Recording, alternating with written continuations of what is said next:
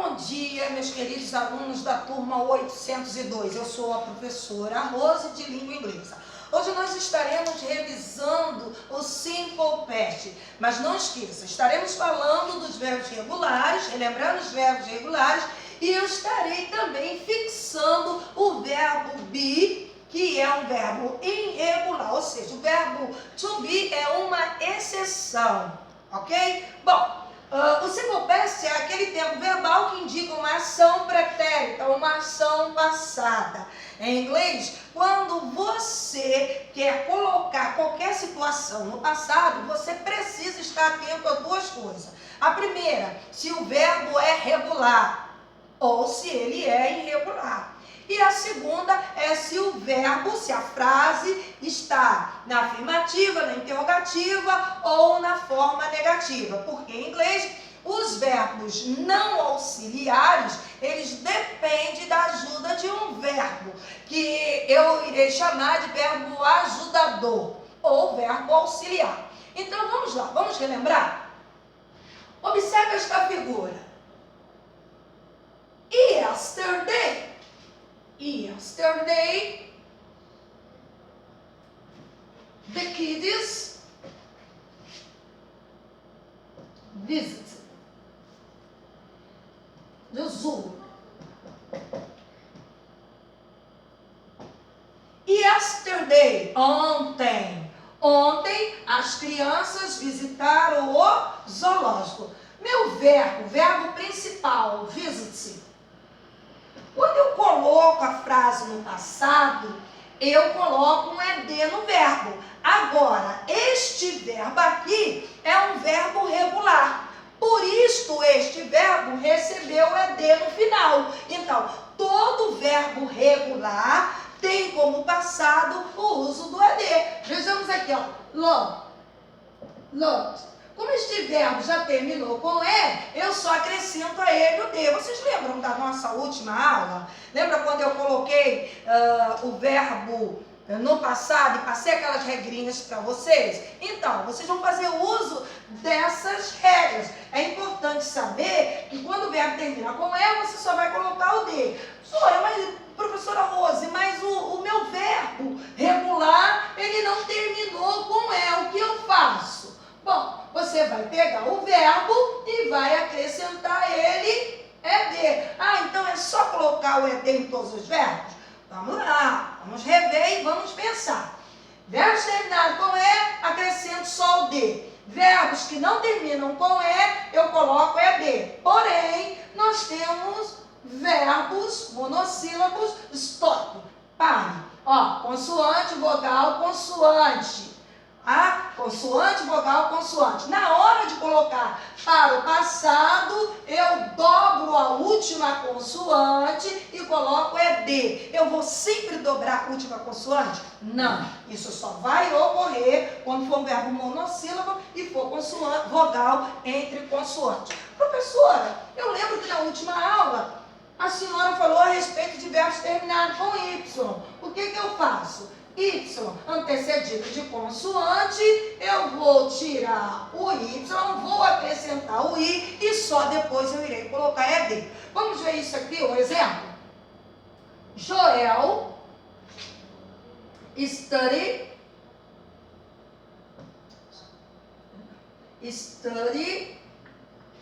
English. Aí, ó. Uma frase na forma afirmativa do passado. ED. Agora eu vou colocar essa frase na forma interrogativa. Aí é que vai entrar o meu verbo auxiliar ou o meu verbo ajudador.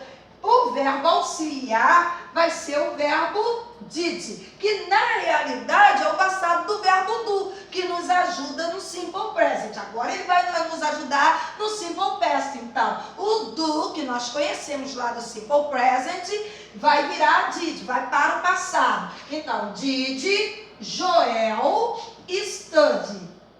Did Joel study English? Olha aí, ó. Essa é uma frase interrogativa no Simple Past. Simple Past. Poxa, mas na afirmativa o verbo tem ED. Por que na interrogativa o verbo não tem ED? Porque o meu verbo principal, que é o verbo estudar, study, ele volta para a forma infinitiva ou para a forma básica dele sem o to. Eu não posso colocar o meu verbo principal com IED, ou com ED, ou com OD. Eu não posso. Ele precisa voltar para a forma infinitiva na interrogativa e na negativa. Porque se eu repetir aqui, se eu colocar did, Joel, study, colocar o ED, a frase está errada.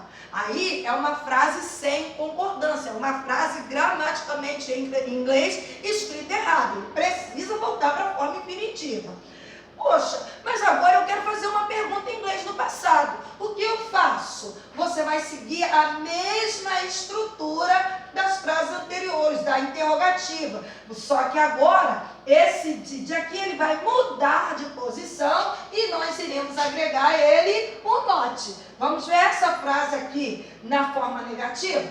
Vamos lá? Joel did, olha aí o did, que outrora estava no início da interrogativa, agora na negativa, ele vai estar entre o sujeito ou o substantivo, tá? E o verbo principal que é escutar. Mas como é uma frase negativa, eu preciso colocar aqui o not. Joel did not, ou você, se você preferir, você pode usar o didn't, que é contractive form, que é uma forma muito usada, ok? Joel did not ou didn't study. Study English, ok? Não esqueça. Estou sempre lembrando isso a vocês. Se a frase é interrogativa, ela precisa... Se a frase é interrogativa, ela precisa de um ponto de interrogação. Se a frase é afirmativa, ela precisa aqui do ponto final. E se a frase é negativa, ela também precisa do ponto, tá? Joel did not ou Joel didn't study English, ok? Bom, isso vai acontecer com todos os verbos comuns. Todos os verbos que não são irregulares. Porque os verbos irregulares, eles têm uma forma própria, o radical dele muda. Então, o verbo irregular, ele tem um radical modificado no passado. Vamos lá, vamos voltar aos verbos regulares. Olha aqui, ó, pessoal. Love, loved. Dance, danced. Tá vendo? Todos os dois verbos estão no passado. Eu coloquei ED, eu só coloco D, ok? Todos eles estão no passado.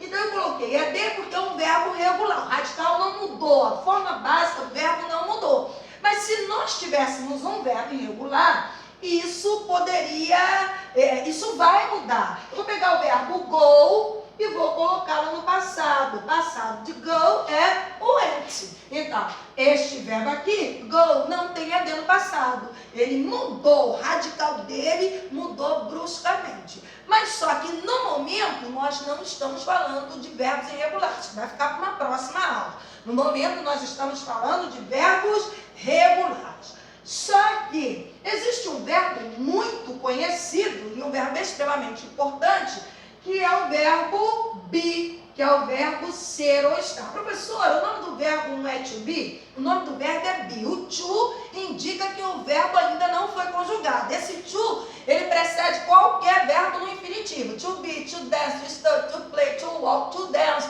Então, todos os verbos que tem o to antes, é porque ele ainda não foi conjugado. Neste caso, o verbo be, ele está na forma básica dele, que é o verbo ser ou estar. O verbo be, diferente do verbo love, diferente do verbo dance, ele não é um verbo regular, ele é um verbo irregular, ou seja, o passado dele é mudado, seu radical é mudado. Então vamos ver o passado do verbo be. Was e were.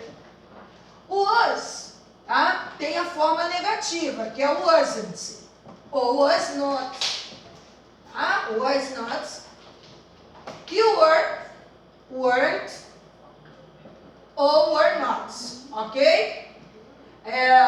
Quero lembrá-los, tá? Que o was, o wasn't e o was not é sempre usado no singular, enquanto que o were, weren't ou were not é usado no plural. Ressaltando que o pronome you em inglês significa você ou vocês. Então, quando você você elaborar uma frase com o pronome you, tá? Ele pode significar vocês ou você. Então, aqui, nesta hora, o were, ele vai passar a estar no singular, dependendo do contexto da tradução da frase. Por exemplo, you were here. Você estava aqui, ou vocês estavam aqui. Tá vendo? Vai depender do contexto da frase. O verbo to be é um verbo auxiliar. Então, ele é um verbo que presta ajuda. Ele é um verbo ajudador. Como ele é um verbo auxiliar, ele não depende de ninguém para nada. Então, quando eu colocar, quando eu escrever, quando eu elaborar uma frase no passado com o verbo to be, eu tenho que lembrar que se a frase estiver no singular, vai ser sujeito mais o verbo he was. Agora, se a frase estiver na forma interrogativa, vai ser was here.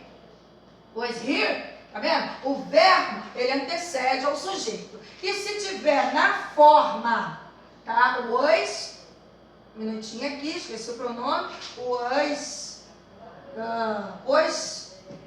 here, ok? Só was here. E se tiver na forma negativa, vai ser he wasn't. Ou was not, como vocês preferirem. Vou usar was ou were. Importante, não pode usar o did no verbo to be, tá? Lembra que eu expliquei? Quando você quer fazer perguntas no passado, você usa did, ou quando você quer negar no passado, você usa didn't. Isso acontece quando for verbo comum, ou quando não for verbo auxiliar, quando for verbo não auxiliar, diferente do verbo be, que é um verbo auxiliar, e por isso ele não depende de ninguém. Basta você fazer a inversão, verbo e sujeito. Nesse caso aqui nós usamos o pronome. Só para relembrar, o was, o wasn't ou was not, tanto faz, é usado sempre no singular, é o passado do verbo be. O were, you weren't ou were not é usado no plural e também é o passado do verbo to be. Gostaria que vocês estivessem copiando no caderno de inglês a página 118 do nosso livro. Mas, professora, vai lá no final do livro? Isso aí, você vai lá no final do livro, onde tem toda a gramática, onde tem toda a explicação. Você vai lá no final do livro, onde vocês têm escrito assim, ó, Language Reference. Você vai copiar toda essa página aqui no seu caderno. Mas o que tem de importante nesta página já está no livro. O que tem de importante é tudo isso que eu acabei de falar, exemplos, fixações, né? Você vai fixar o verbo be, os verbos não auxiliares, os verbos comuns que dependem do did, você vai estar colocando no seu caderno. Também é importante que vocês observem que nós temos a página 119, que tem uma lista de verbos no passado. Estes verbos aqui são irregulares e que vai ficar para uma próxima oportunidade, ao qual não é um assunto que nós estamos estudando agora. Que todos tenham um ótimo final de semana e até a próxima aula.